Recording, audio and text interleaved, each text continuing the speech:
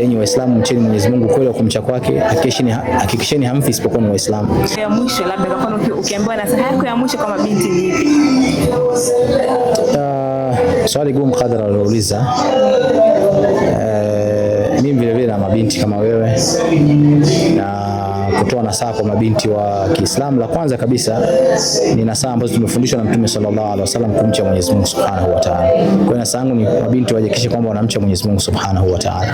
Na Mwenyezi Mungu anasema, ya ayyuhalladhina amanu taqullaha haqqa tuqati wa la tamutunna illa wa antum muslimun. Enyi Waislamu, mcheni Mwenyezi Mungu kweli wa kumcha kwake, hakikisheni hamfi isipokuwa ni Waislamu. Kwa binti wa Kiislamu hakikisha kwamba mauti unapomfika yeye ni Muislamu, ana hijabu yake, anajitambua. Zama tulizonazo ni zama ambazo zina ushawishi mwingi sana, hasa kwa mabinti katika masala ya zina, katika masala ya mughrayati, mambo ya shahawati, matamanio. Ningependa kuwahusia mabinti zangu, mabinti wa Kiislamu kujicunga. Kusema kweli, hakuna jambo lilokuwa bora na zito kuliko kumcha na kumridhisha Allah Subhanahu wa Ta'ala katika maisha yako.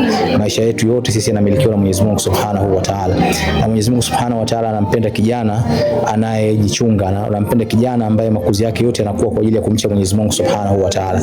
Jitahidi katika kipindi ulichonacho kukwepa vishawishi. Jitahidi kutafuta magrupu ambayo ni mazuri, yatakuhamasisha katika mambo ya khairi, katika masuala ya kuswali, katika mambo ya kuhudhuria katika makongamano, katika mambo ya kujistiri. Ukiona kama grupu uliopo ni watu ambao wanahusiana masuala ya madisco, masuala ya muziki, jiepushe na lile grupu ili uweze kupata radhi za Allah Subhanahu wa Ta'ala. Hii ndio nasaha zangu.